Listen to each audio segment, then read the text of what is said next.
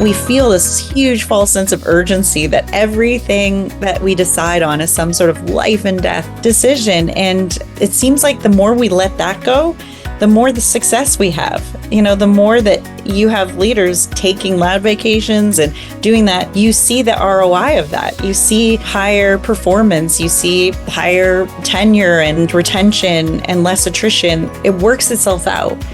It's just that I think people feel like they need to have that data right away, that they can't see this as a long-term strategy, and that's scary. But it plays out if we're patient. Welcome to Leadership, the podcast where leadership meets real-world insights. In each episode, you can eavesdrop on exclusive conversations with top thought leaders, best-selling authors, and experts in leadership, communication, relationships, culture, and everything else that shapes your effectiveness in the workplace and in your personal life. Leadership is here for you. Now, here's our host, himself a seasoned coach and best-selling author, Dr. Roger Dean Duncan. Hello, everyone. Welcome to Leadership. Back in the old days, pre-pandemic, burnout was a term often tossed around to describe the condition of people who were simply tired of or from their jobs. In today's workplace, burnout is a real deal condition that's dangerously affecting millions of people. In addition to the horrendous cost to employee engagement and productivity, burnout literally has life and death implications for the people who suffer from it. It might be said that burnout is nature's way of telling you you've been going through the motions your soul has abandoned. Many factors seem to be contributing to the problem. Lack of time for focused work, work-life balance, meeting overload, workday length. Studies show that workers aren't quietly quitting because they want a better mission statement, a raise, more frequent promotions, or a wider selection of free sushi in the cafeteria of the company. They simply want a schedule that allows for more focus, fewer meetings, reduced chaos, and an upgrade in flexibility to live the lives of well-rounded humans. As the great philosopher Ferris Bueller said, life moves pretty fast. If you don't stop and look around once in a while, you could miss it.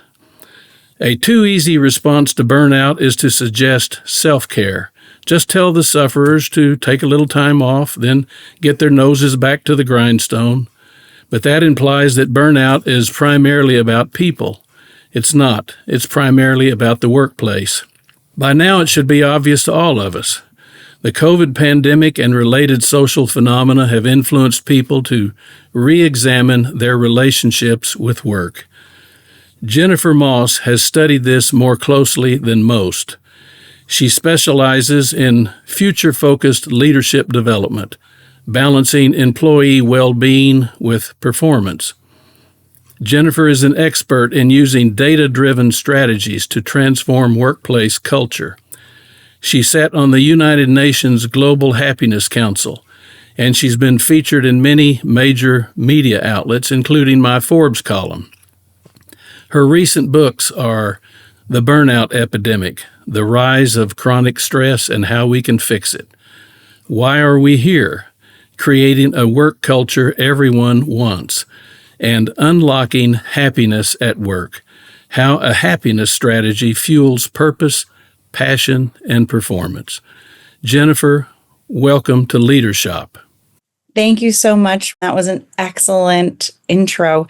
And I particularly loved that you mentioned one of my favorite films, Ferris Bueller's Day Off. That is the best statement you could use for what we need right now. It's a classic. It is a classic.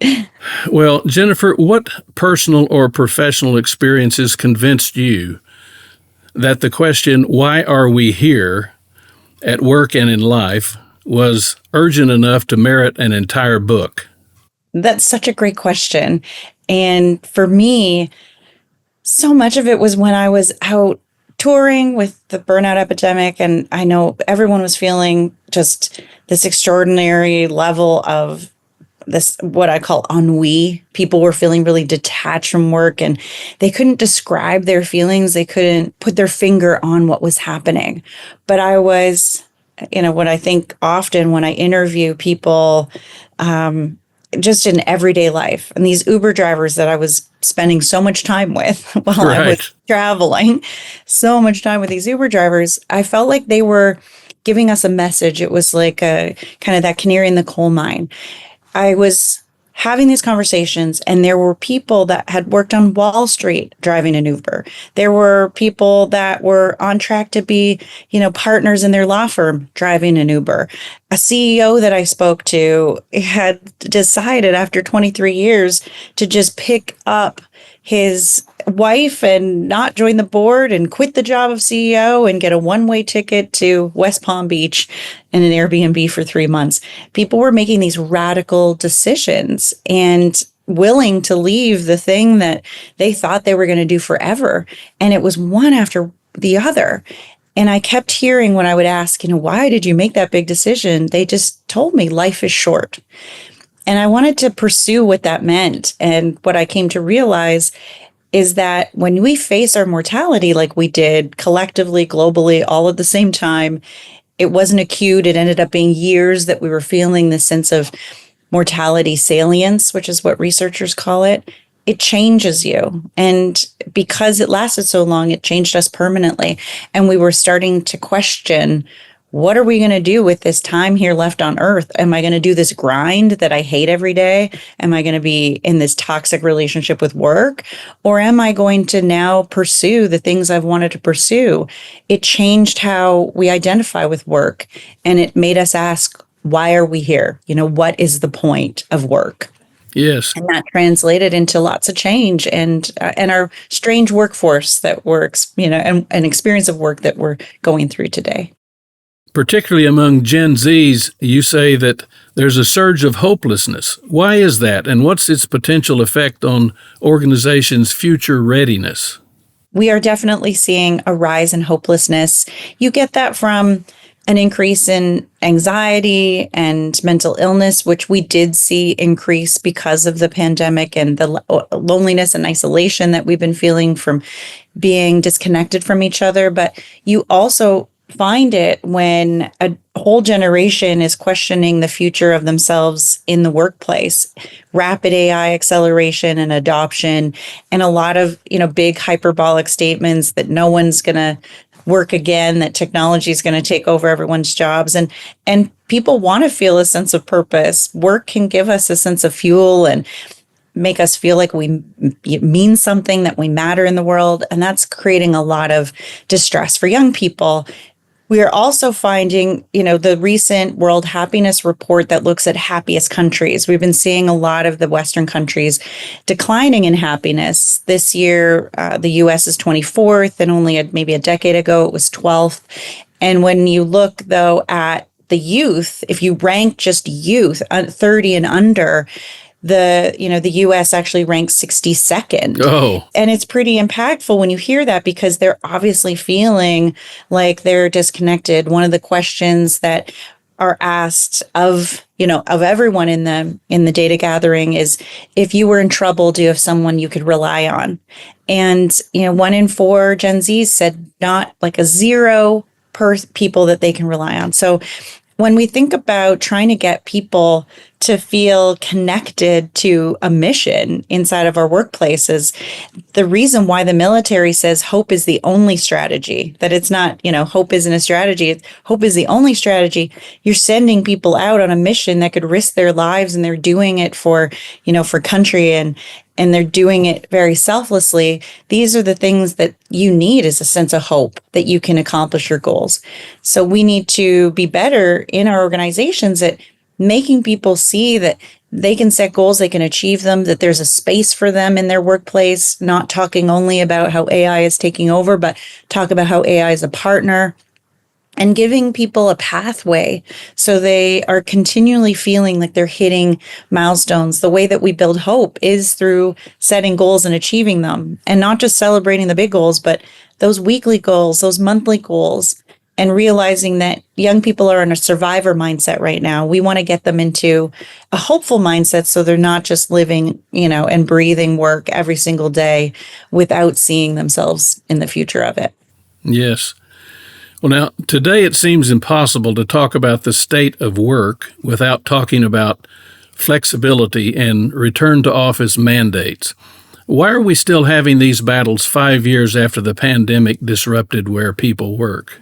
This to me is so confusing. I'm so befuddled by the fact that we are thinking that, that first, we really know what we're doing right now. I kind of look at 2020 as stepping into the multiverse of work. This is not the future of work. This is some paradigm shift that's happened. And so 2020 is kind of like day one for this new paradigm of work. It took 550 years, to since we invented the office, and we still hadn't perfected it. So why do we think in year 5 we're going to know what to do? And so I think this idea of recognizing that everyone's changed, and when we've given so many people freedom and autonomy to work in different kinds of ways, and they prove that they could be very productive in those ways, it feels arbitrary to not pay attention to what the data is saying.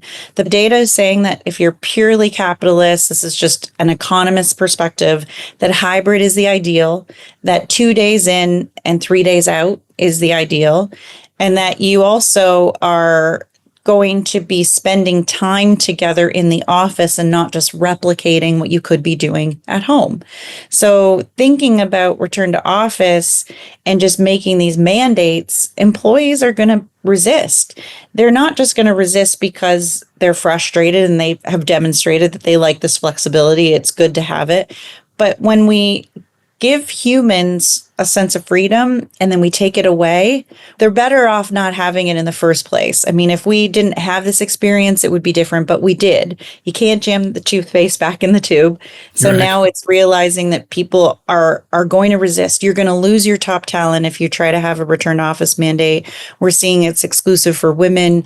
We're finding that it doesn't mean that you're more productive. We actually find that the 2 days and 3 days, you can increase productivity by 12% if you have that kind of balance. So it's really about following the data and understanding that if you do, you're going to have the highest level of cohesion, the highest level of productivity engagement. You're going to hold on to your top talent, and you're going to demonstrate that you know that things have changed, and you're not trying to, have it all figured out 5 years into this very social global experiment that we're in. Sounds like more leaders need to see that data. They do. And the thing is that there's very loud, noisy, I think, attention to those that are doing these 5 days in the office mandates. But what we're seeing across the board is around 70% of Fortune 500 have committed to hybrid, and that's probably what it's going to look like. Across the world, globally, around 81% of most companies are hybrid, and they're okay with that. So we just hear a lot about everyone returning to office, but if you're remote enabled, which is only 40% of the workforce anyway, 60% is not remote enabled. So that's a whole other discussion we need to have around flexibility. But of the 40% of people that are remote enabled, the majority are still hybrid. And I think that is a good thing. Well, I'm seeing that in education too. I would say that about 40% of the families that I know, and I know a lot of families, are now homeschooling their children. And it may be hybrid. They may send them to school for band or soccer or something like that, but they're homeschooling, and they never would have thought about it before COVID. But now it's opened up a whole new world of possibilities for them. I think it's incredible that what the pandemic did is it disrupted all the ways that we thought we would be working forever and gave us a reality check that anything can change and we can adjust and we can be transformational. So it should remind us that we still have to remember that, in that moment, we had to kind of use glue and string and, whatever we had around us to come up with solutions. And we did it. And we can still do that. And I think that that's why there's such a division between people that say, oh, no, we got to go back, versus other people saying, no, this is an opportunity to really be curious and do some great things with work. Right. And there's so many great quotes in your work. As I've read your books, I have saturated them with my yellow highlighter. I love that. One quote I recall is you said, "Work today feels like going to school without art, gym, or recess. It's just all about the work. And for most of us, that's not enough." I love that you quoted that one. It just kind of came to me in this moment where I'm like talking to so many people, and I had this conversation with this one gentleman. He was an executive, and he said, "I used to hate when we had to go into the break room because we had to celebrate these birthday parties, and they'd have this terrible, cake, and we'd all sit around, and I would groan." He said, "But was sort of in that moment, I forgot that it would lead to these ad hoc conversations with people by their desks. And we'd chit chat about, someone's baseball game that they were coaching of their kids, or it created these serendipitous moments, and you would bond. And so that thing that felt like a forced fun moment, now, then it felt like, oh, I just don't want to do it. But now people are missing it. They're missing these opportunities for recess, essentially, these opportunities to just be on the playground and get to know people and, come up with ideas and fun games and things that you would do as a kid. That is extrapolated into the workplace in a very positive way. And so we need to bring the rituals back. We need to bring recess back, even if it's kind of planned serendipity, which is a total oxymoron. We need to foster that in this hybrid, remote, in-person world. We need to bring that joy back and the levity back to work, because it is why you stay. It's why you show up. It's how you stay engaged. Those friendships really matter. Jennifer, I think Planned Serendipity could be the title to your next book. I'm serious. That's a great title. It feels so strange, right? To think about us having to plan serendipity, but the world that we live in right now is that way, that we have to. So part of, and you would have known from the book, but I write about the foundational stuff that we need to get back. The kindness, the altruism, the purpose, the hopefulness, that's foundational. And we've lost that sense of community, talking to strangers. We lost that in the pandemic because we were told that it was unsafe to even hug our mom. I mean, we were taught to rewire for fear of each other. And we need to kind of unravel that wiring and rewire for community, rewire for kindness. And that means at work. One of the other things that I think is creating this lack of community or lack of recess is time poverty. We're so busy, we're meeting too much, we're overworked. And when you're feeling that tired, you don't want to hang out with people at work anymore. You just want to get home and be with your family. And so those are other things that serendipity or planned serendipity can do, is kind of create the social fabric that is so important for what makes us like work or hate it. Sure. Good relationships are really critical. Now, let's move to a subject that's on a lot of people's mind. For a while, many companies were jumping on the diversity, equity, and inclusion bandwagon. In some cases, that came across as more about virtue signaling than a genuine effort to promote fairness in the workplace. Not always, but sometimes. Today, there's a huge backlash against DEI programs. What do you think went wrong, and what's the path forward? So I write about, I've talked about DEI a lot, like, in the past, and the importance of it, but the way we should be reframing what it is.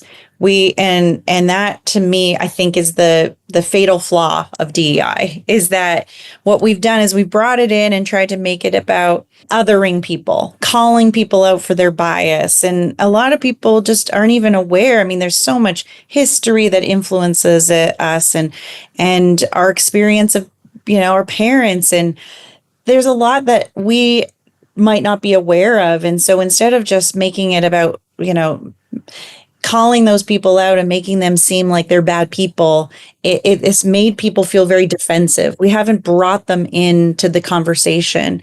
And instead, what I, have strongly felt is we should just be calling out lots of different people for doing great things and making sure as leaders that we're thinking equitably about how we call out those people, making sure that we are highlighting when good ideas come up instead of saying things like, best female entrepreneur of the year. How about it's just best entrepreneur of the year? Making sure that we're not creating this demographic highlight and instead just making everyone optimally distinctive. And that's the sort of psychological term that everyone wants to fit in and stand out at the same time.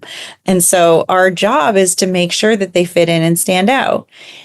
Another, I think, big problem is that we look at DEI and bringing in diverse talent as some sort of benevolent strategy. Like, we're a really good human-centered leader. We're so nice.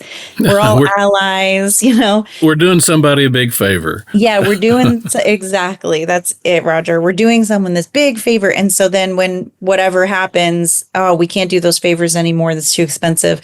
It should be that this is just a talent strategy. This is a talent strategy. If you're a global organization or you have a diverse population that you serve or you have clients that are diverse, you should really be thinking, well, I should have people in my organization that are diverse. And so I can meet people where they're at. I mean, we don't have a homogenous client base or customer base, or, we aren't just working in one space with one group of people, very rarely. So this idea that, that we should be a homogenous environment and workplace is so counter to truly being good leaders, but also productive and financially savvy organizations. If you want to have more, higher shareholder value or shareholder equity or higher growth or revenue, you have a diverse team. And once we start looking at it as a business strategy and not a benevolent strategy, DEI won't even be a thing. There's not backlash around that. It's just thinking differently about how we want to be better leaders, but also if we want to be capitalists, that's what that looks like. Sure. Being good people should not have to be a program.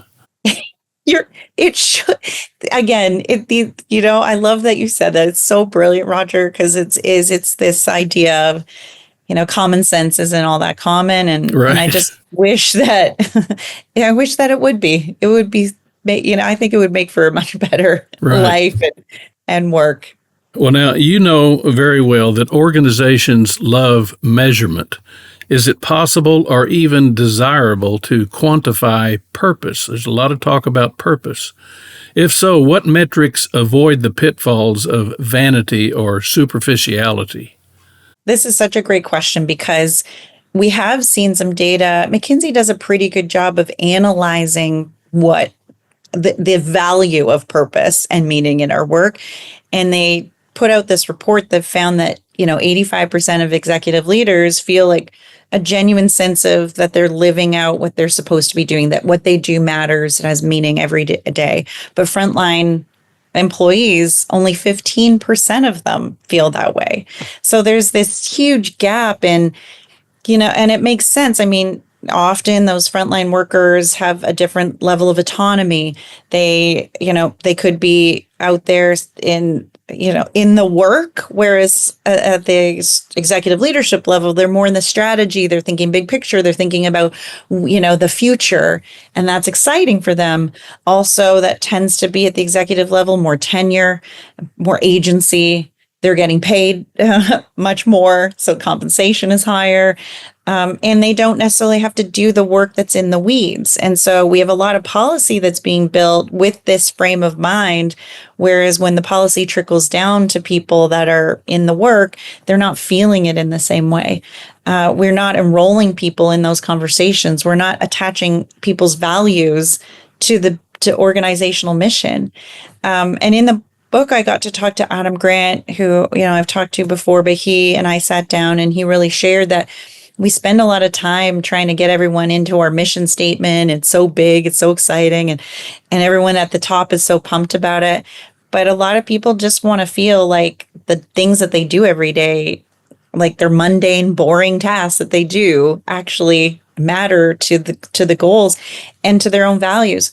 I ended up interviewing over 100 Uber drivers, and I would say 80% of them said they hate driving, which is like the thing that they do Yeah. all day long, right? Like I hate driving. And I feel like there's a lot of people that would say, yeah, I hate doing admin, or I hate having to type emails or be in meetings. But what they would say is things like, but I love talking to people and I love getting to know people. And I really love, for a lot of them, pay was their purpose, was their value, because for them, they would say I could put my kids in a better school, or we were able to afford to buy a home. And flexibility was a big one. I hate driving, but I love that I have flexibility. So we need to do a better job of attaching the things that give us joy in the mundane.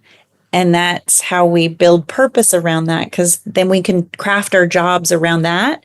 And then those boring things don't seem as tedious.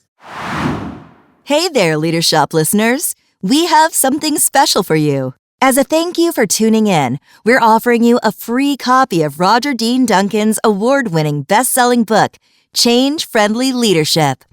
In this book, you'll discover a proven framework for leading change that people will actually buy into, without all the stress and resistance that often stand in the way.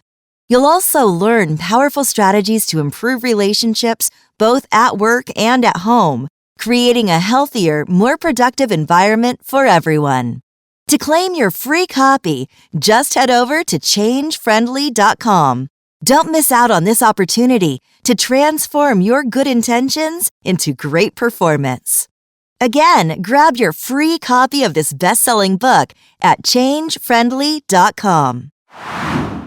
Let's dig a little deeper into the issue of community. What does a sense of community in an organization look like in terms of observable behaviors, and what role does it play in maintaining a user-friendly and productive workplace? Community, I believe, has been ignored the most, and is actually it should be the most strategic investment we make right now, more than anything else. I mean, more than investing in AI and all that other shiny object stuff. Building back relationships is probably the most fundamental thing we should do.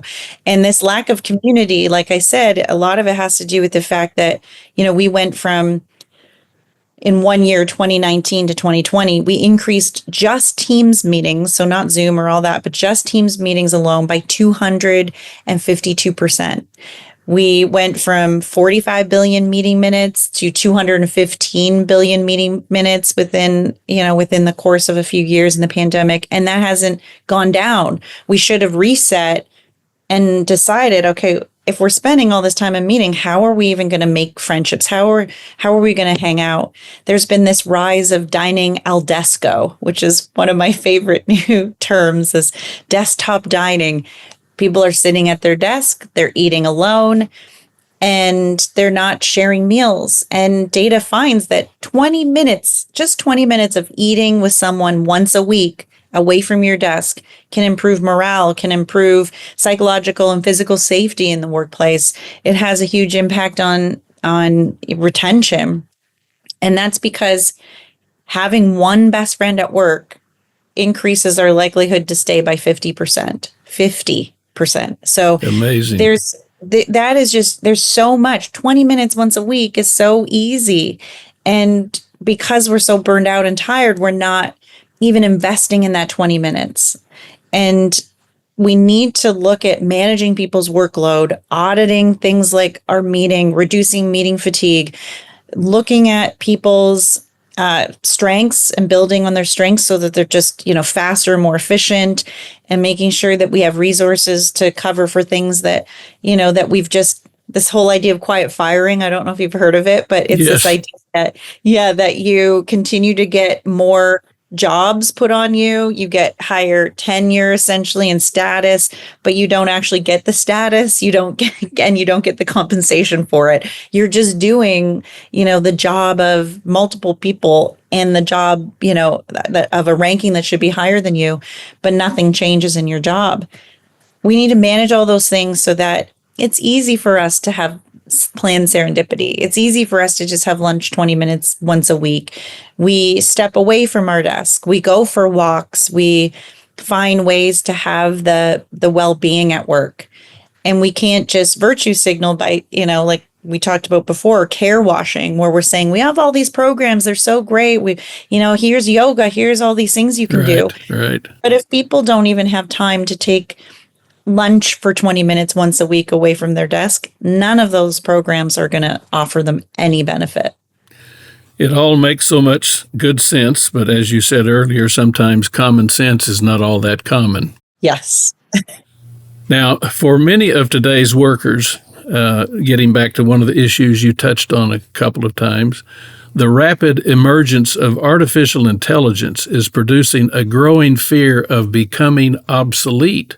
Where do you see this trend going, and what's your advice to business leaders for managing this AI anxiety? Yeah, I love that Gallup has termed it FOBO, fear of becoming obsolete, Right. which is great. Kind of like, fear of missing out, or JOMO. My favorite is joy of missing out. JOMO, that's maybe what people need now.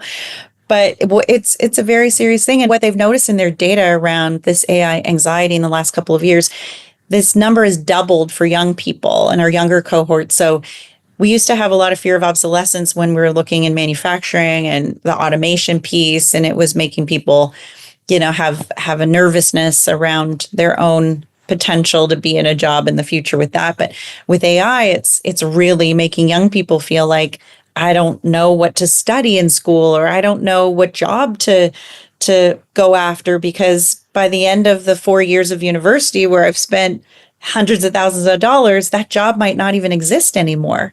And so that is something that we need, to be thinking about with this AI anxiety.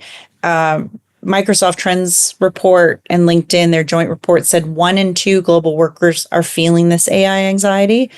A big part of that is that they don't really know what the plan is. And a lot of CEOs, it was 67% of leaders did not really know the kind of the why of their AI strategy. So they can't impart what's really happening. A lot of people are saying it went too fast, it's going too fast. And now they're thinking, okay, I was so bullish on AI, but it hasn't really done much to improve anything within the organization in a way.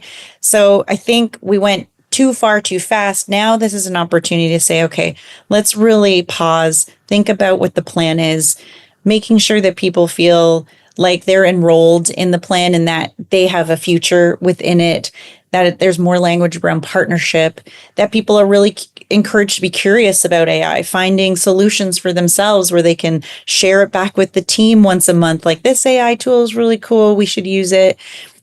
And having managers and leaders say, I'm not totally sure exactly what this is going to look like, but I want to be with this, with you on this journey of learning. Right. And I think that'll be a little bit more, less scary for people. If someone's scared and they're fearing something, they're going to be resistant to adopting it and trying and using it. So if you want an AI adoption strategy to work, you need to reduce the fear. Certainly. Now, you were one of the first to spotlight burnout as more than just long hours. What early warning signs should individuals and the HR department watch for before burnout takes hold?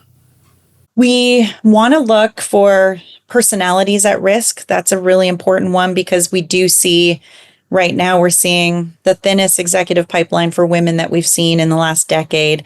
A lot of women will go all the way to the end, and these are, maybe they're not showing signs, but they are definitely working late hours. They're always online, they're always on, they have a hard time shutting off.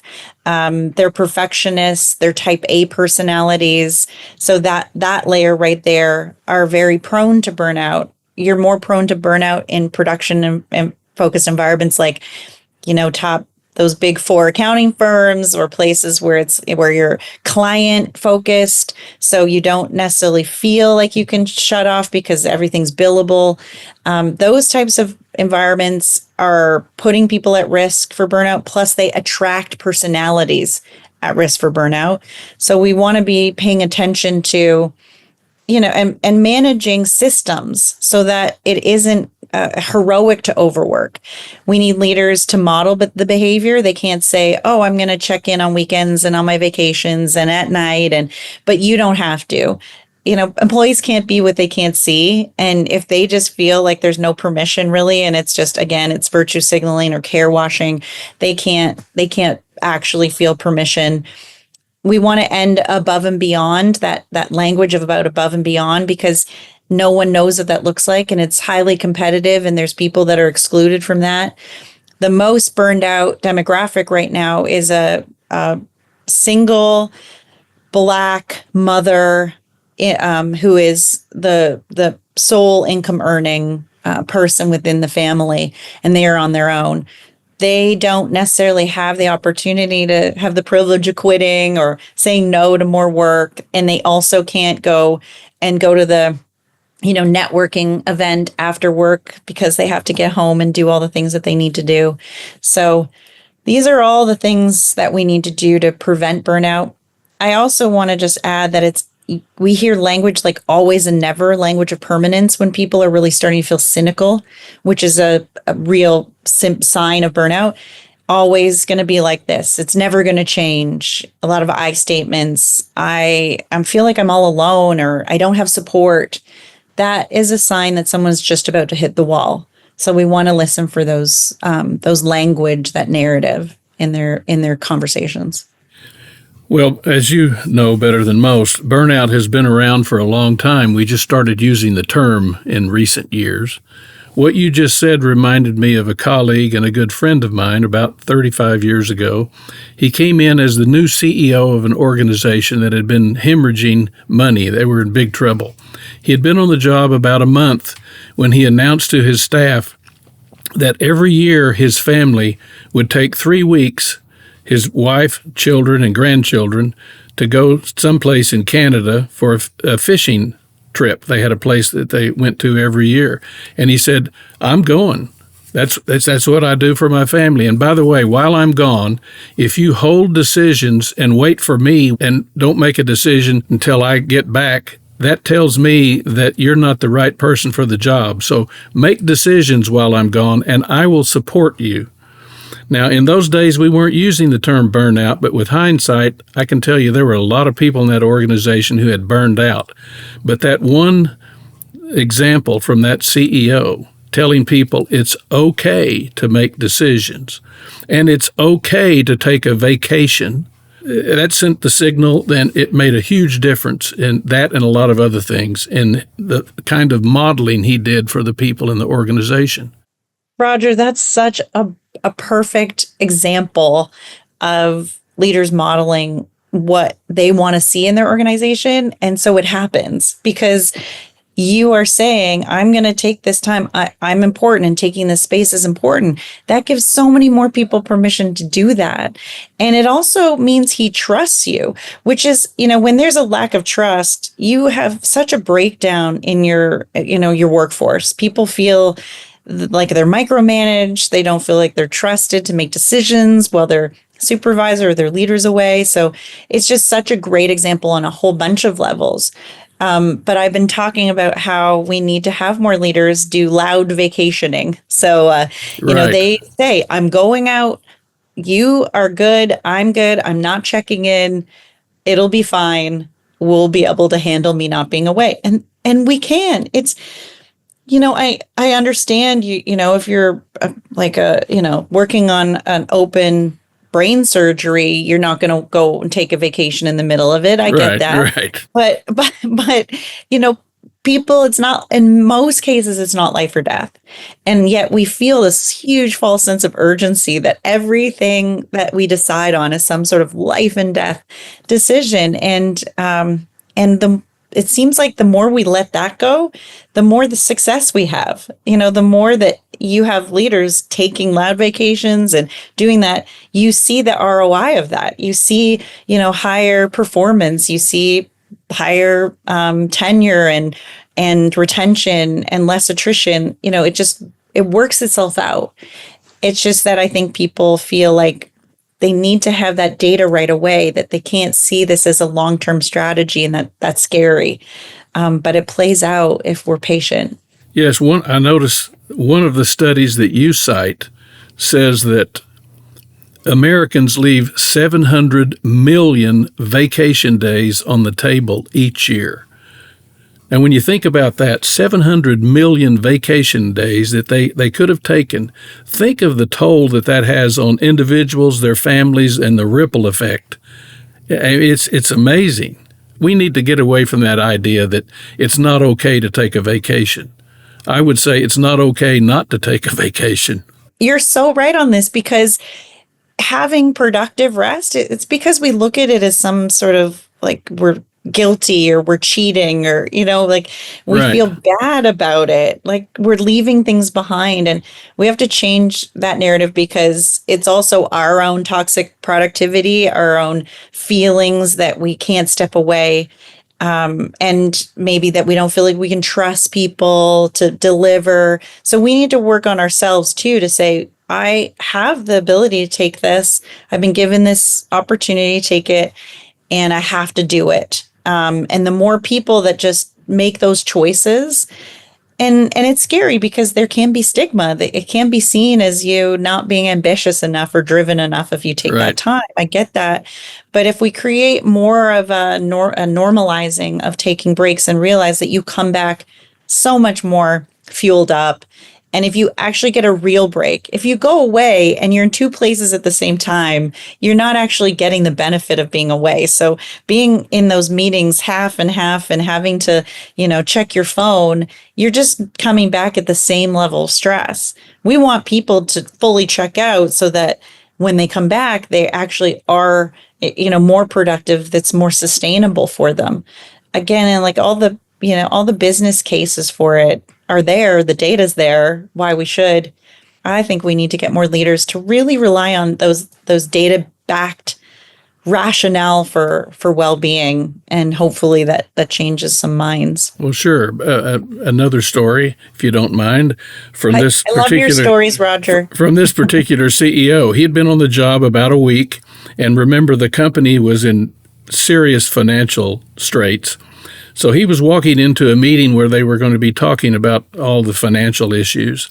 And as he walked into the meeting, he overheard a young man chatting with someone, and he said something about his wife being in the hospital. So my friend stopped and said, "Your wife's in the hospital? What's going on?" He said, "Well, she's in labor. She's going to deliver our first baby here, probably in the next couple of hours." And my friend said, "You are in the wrong place. You need to go to the hospital to be with your wife. This is a one-time opportunity for you. We're going to have a lot of these meetings. And by the way, I don't want to see you in the office for the next 2 weeks. When you come back, come to me. I'll be happy to give you a report on what happens in this meeting." Now, you can be sure a lot of people heard about that conversation, and that was one of the many, many, many signals he sent to people, that it's not, we weren't using the language then, but it's not okay to be burned out. We're not going to burn each other out. So leaders can model in so many ways. I got goosebumps when you shared that, like actual goosebumps when you shared that with me, because it's so important to give people that space to do life, because especially right now, when people are in this mortality facing the finitude of my life moment, those things make a huge difference, even more of a difference than they would have maybe before, when we had this transactional relationship with work. We have a social relationship with work. And if you're going to be in my home all the time, as a employer, I'm going to ask you to respect the needs that I have in my personal life too. Right. And that is such a great story. I just was at this one talk, and there was this company, Bright Horizons.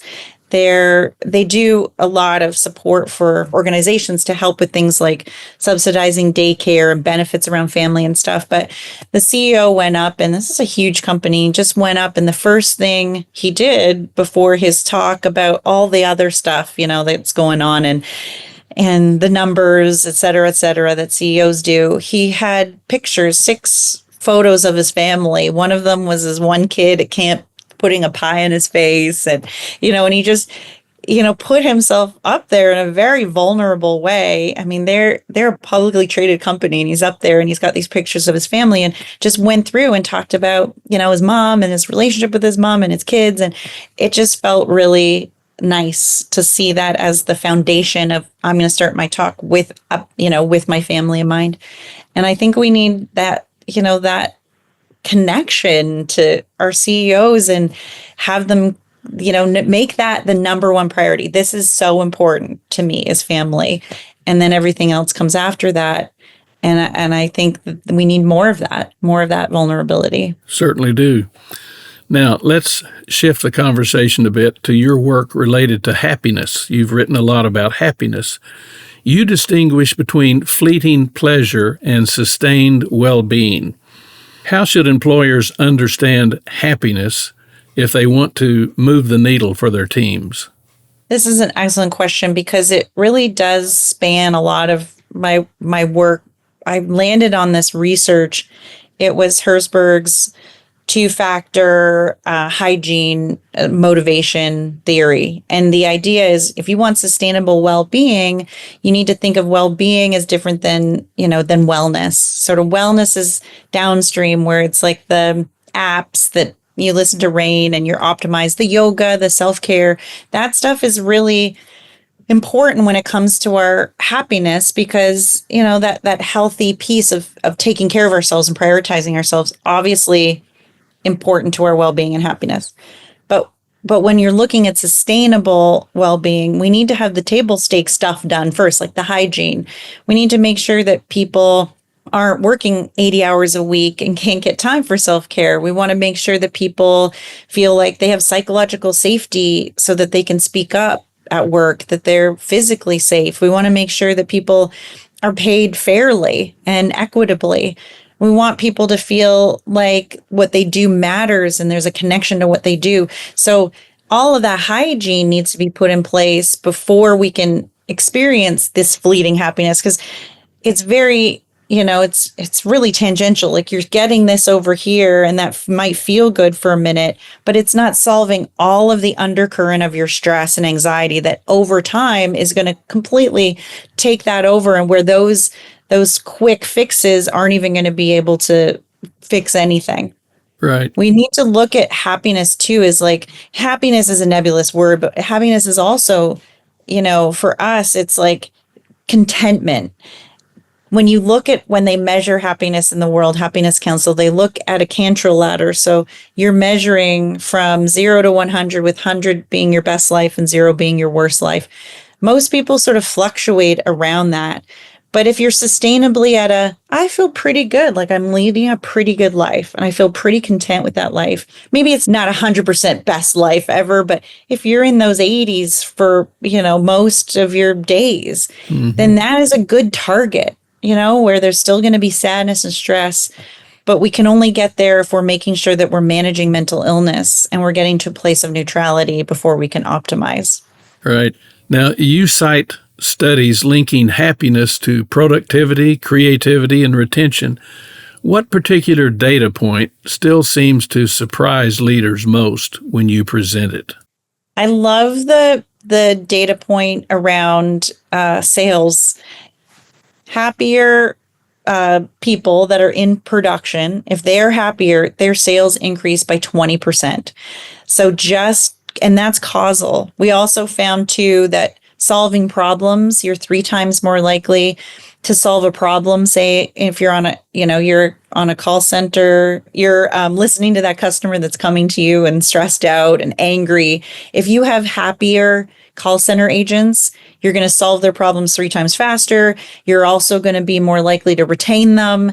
And you also are going to be less likely to burn out yourself, because you're going to be able to meet people where they're at. You're going to make sure that they feel good. You're meeting chaos with calm.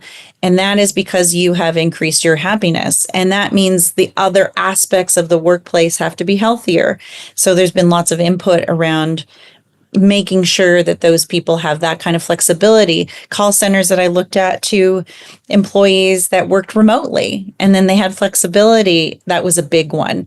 There was some that they went in and created this 6-week program where they just all hung out with each other. They learned each other's issues and problems, and they were able to learn shorthand, and they had a lot of support, but then they were able to go and work remotely to do the job, increased happiness significantly, but then also it led to massive growth within this organization. It just changed the whole dynamic from being in a giant call center in this isolated, kind of dark, no windowed environment to be able to have that flexibility. There's so many great studies. One of my favorites is Jan Emmanuel Deneuve. He does a lot of research out of the Oxford Wellbeing Institute. He's a great researcher to go to, but he does a lot of analysis of happiness and how it translates into productivity and customer satisfaction. And I think that, again, all the data's there. We just need to pay attention to it and try it.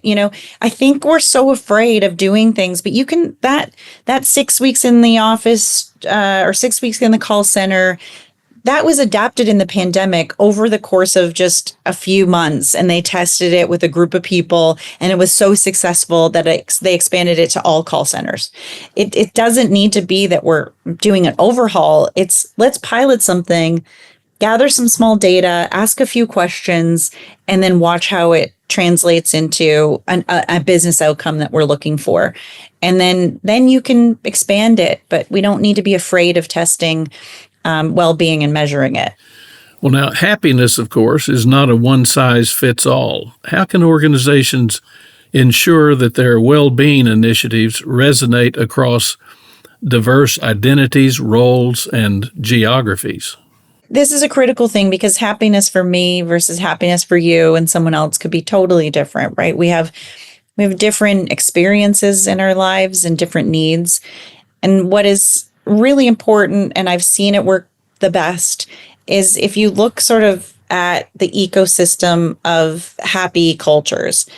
First, there's certain things that are not even in the organizational control, like policies, like family leave and stuff like that we need leaders at the highest levels of organization to be advocating for and really pushing, because those are the kind of policies that do trickle down and have an impact. And then in this, other kind of the right-hand quadrant at the top are executive leaders and the leadership modeling the behavior of permission. So because direct managers have such a huge impact on individual happiness, they actually sway it. Like they pretty much control whether you're miserable or happy in an organization. Unfortunately, they have a lot of power. It can be great because if you have a great manager, they can really increase your happiness. And it's around 70% of what your experience of work is controlled by your manager. So when you have the policies in place and permission at the executive level, managers then can lead the way when it comes to happiness, which is in a small team. It's about being agile and learning. I highly recommend this one meeting. It's called the non-work related check-in, and it's asking people what makes them happy. What made you smile this week? Simple questions like that. What stressed you out? What made you unhappy this week? And then the third question is, what can we do to make next week happier? Like simple questions, week to week, solving problems, building trust, listening and actioning. These are the things where managers can just ask and do their best to try to work together as a team to improve it. And it's in that small grade data, like the not looking back giant engagement surveys, that we really can learn about what every person's nuance, desires, and hopes and wishes that can translate into their happiness. That's where that's controlled in those week to week, not even talking about work conversations. And that is what we need to have that permission. And then individuals do have a role. They have to come to work without a sense of learned helplessness. If you're feeling stressed out or anxious, you don't want to just go to your manager and say, I'm burned out, I'm anxious. You want to look and do some self-reflection. Spend a couple weeks going, what's actually stressing me out? what is frustrating me? What are parts of the work that is inefficient? Can I get more training? And come up to your manager with a plan. This is how I could think I could improve my happiness, and this is how I could reduce my stress. And so when those four things are working together in this perfect, quadrant, then you have very happy, healthy, and high-performing cultures. Excellent. Jennifer Moss, thank you so much for joining us on Leadership. The great work that you are doing is more than a wake-up call. It's a call to action for anyone who's serious about making the workplace not just more productive, but more humane. For those of you who'd like to learn more about Jennifer and her work, go to jennifer-moss.com. That's jennifer-moss.com. And to grab a free copy of my book, Change Friendly Leadership, go to changefriendly.com. That's changefriendly.com. In other episodes of Leadership, I share my exclusive conversations with top thought leaders who offer smart tips to boost your effectiveness in both your professional and personal life. My guests include superstars like Stephen M.R. Covey, Liz Wiseman, Doug Conant, Dory Clark, Heather Younger, Marshall Goldsmith, Amy Edmondson, Bill George, Jessica Chin, Dave Ulrich, Guy Kawasaki, Dana Perino, and many others who have insightful things to say that you can put to good use immediately. Be sure to subscribe to our podcast so you can stay informed on what's coming your way. Trust me, folks, you don't want to miss any of our episodes. And feel free to leave comments, including any suggestions on future guests. Thanks again for joining us. Until next time, stay safe, be happy, and spread good cheer wherever you go. For Leadership, I'm Roger Dean Duncan.